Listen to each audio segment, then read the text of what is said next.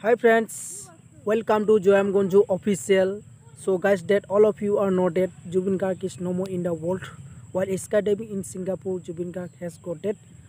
So rest in peace, Jubinda. Your voice will live on in hearts of million. Legend never die. So this song is dedicated to ধুমুহাৰ হতে মোৰ বহু যুগৰে নাচোন এন্ধাৰৰ সঁচা মোৰ